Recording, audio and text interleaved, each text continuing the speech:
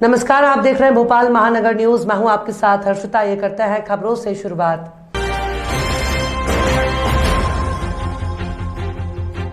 राजधानी भोपाल में एक दिल जला देने वाला मामला सामने आया है, जिसमें भोपाल पुलिस में पदस्थ स्पेशल ब्रांच के साल 2017 बैच सब इंस्पेक्टर सुरेश, जो कि भोपाल के कोलार रोड में ललिता नगर में किराए से रहते थे। प्रारंभिक जानकारी में बताया जा रहा है कि हत्या करने से पहले अपनी पत्नी और बेटी की हत्या की है। उसके बाद उसने खुद ट्रेन के आगे आकर आत्महत्या कर ली। बताया जा रहा है कि सुरेश किराए में रिश्ते रहता था और वो बूंदी कला का रहने वाला है। परिवार में एक बेटी की उम्र थी, जिसकी उम्र 2 साल थी। सुरेश अभी खुद भी 27 साल का था और 5 साल पहले ही पुलिस विभाग में भर्ती हुआ था। इधर मिसरोद में जीआरपी पुलिस द्वारा सुरेश के शव को बरामद कर कार्रवाई की जा रही है। वहीं भोपाल कोलार थाने की पुलिस उसके निवास पर पहुंचकर जांच कर रही है। राजधानी भोपाल में एक ही परिवार के 3 लोगों के शव अलग अलग जगह बरामद किए गए। भोपाल के मिसरौद रेलवे स्टेशन के पास भोपाल पुलिस के स्पेशल ब्रांच में पदस्थ सब इंस्पेक्टर सुरेश तायडे ने ट्रेन से कटकर आत्महत्या कर ली है। वहीं भोपाल से कोलार थाना क्षेत्र के राजवेद कॉलोनी में मृतक सब इंस्पेक्टर के घर पर उसकी पत्नी और 2 साल की बच्ची की लाश बरामद हुई। दोनों की गला काटकर हत्या की। पुलिस को आशंका है कि पहले मृतक ने इन दोनों की हत्या की है और उसके बाद खुद ट्रेन के आगे आकर आत्महत्या कर ली है।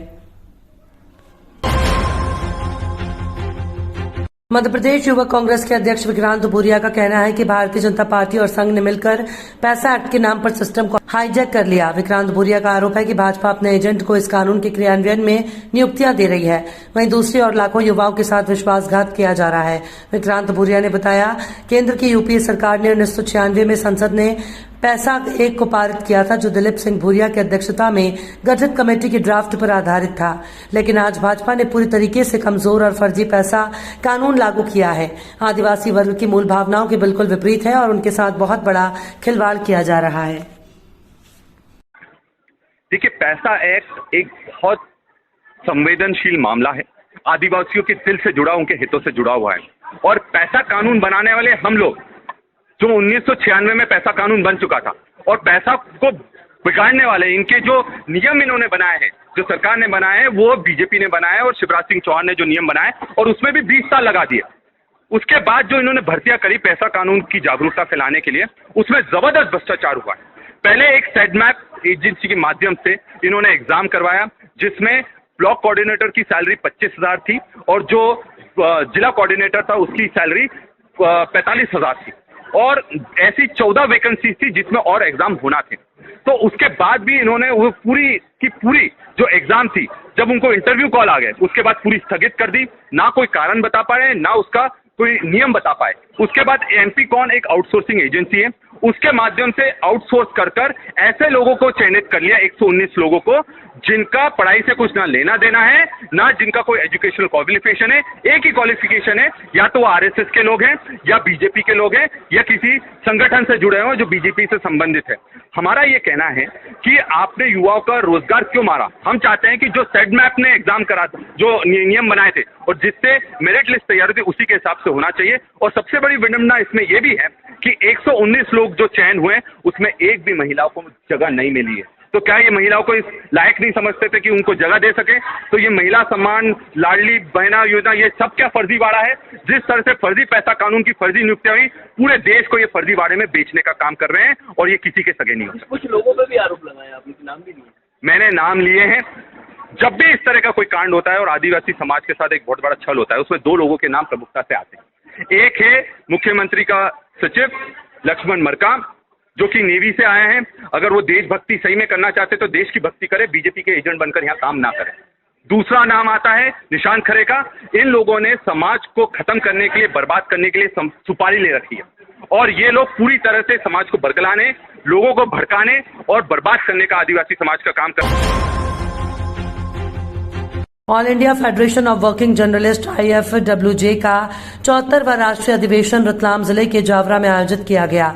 जिले के समरिया गांव में स्थित मां अन्नपूर्णा शक्तिपीठ परिसर में शामिल हुए सम्मेलन में देश के 12 राज्यों के पत्रकारों सहित मध्य प्रदेश के विभिन्न जिलों से आए पत्रकारों ने भाग लिया।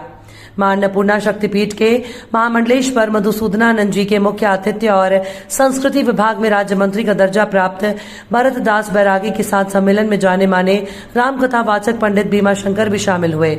सम्मेलन में पत्रकार हित में कई निर्णय लिए गए।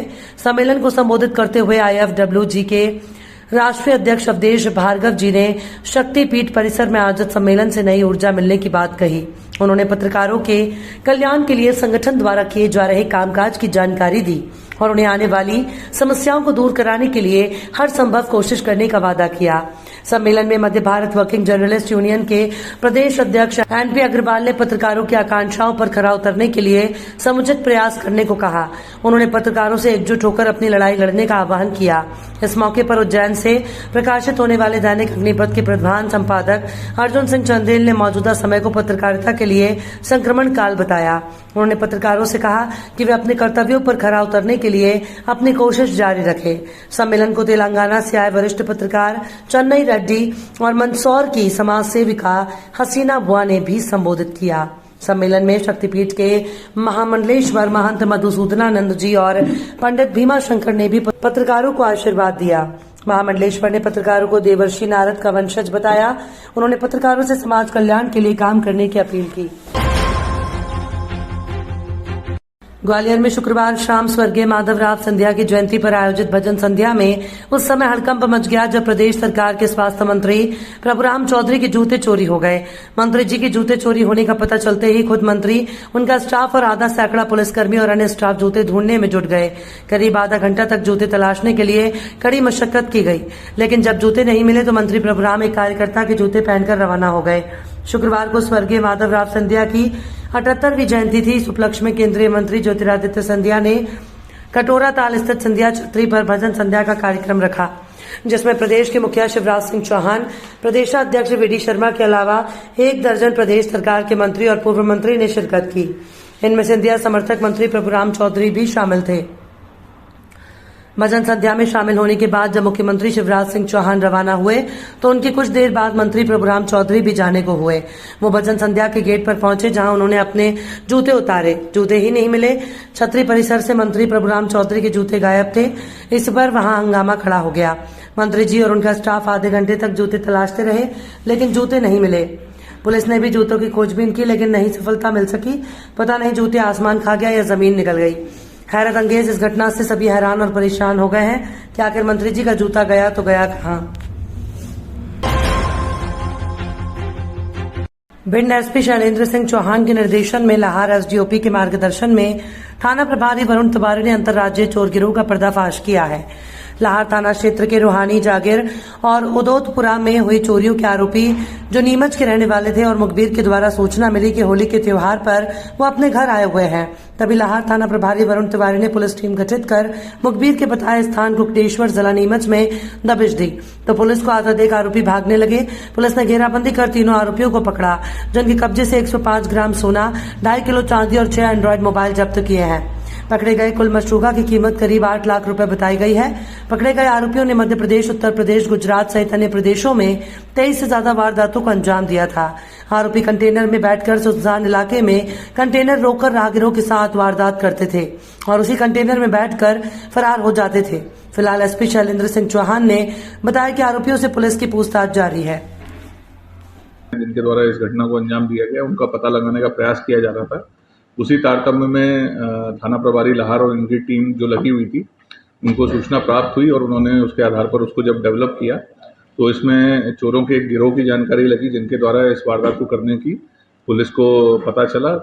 उसको डेवलप करते हुए पुलिस ने जब इनको राउंड अप किया तो इसमें गिरोह के 3 आरोपियों को पुलिस हिरासत में लेने में सफल हुई और उनसे प्रारंभिक स्तर पर पूछताछ करने पर उनके द्वारा हमारे ज़िले में करीब 7 चोरियों और आसपास के ज़िलों और अन्य राज्यों में करीब कुल मिलाकर 23 चोरियों का इन्होंने करना कबूल किया। एक शातिर अंतर्राज्यीय एक गिरोह था चोरों का, जिसमें से 3 लोगों को हमने राउंड अप किया है। उनका वर्तमान में पीआर लिया गया है और इनके पास से अभी 105 ग्राम सोना और करीब 2.5 किलो चांदी चोरियों में जो गया था वो इनसे बरामद किया है।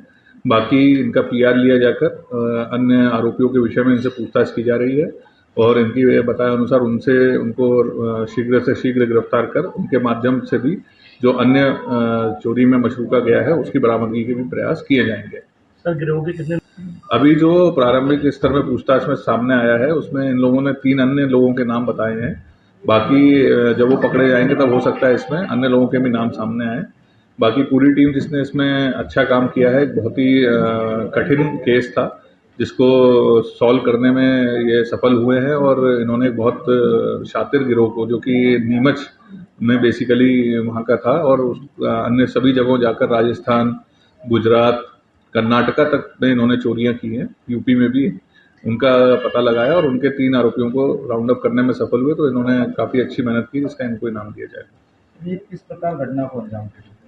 ये जो है कंटेनरों के माध्यम से विभिन्न जगहों पे जाते थे, वहाँ से घटना करके फिर उसी के माध्यम से लोग वापस आते थे। तो इसमें जो इनकी मोडस ऑपरेंडी है, उसमें जो कंटेनर जिनसे ये जाते थे उनके विषय में भी जानकारी एकत्रित की जा रही है और यदि उनकी संलिप्तता पाई जाएगी तो उन पर भी कार्रवाई करेंगे।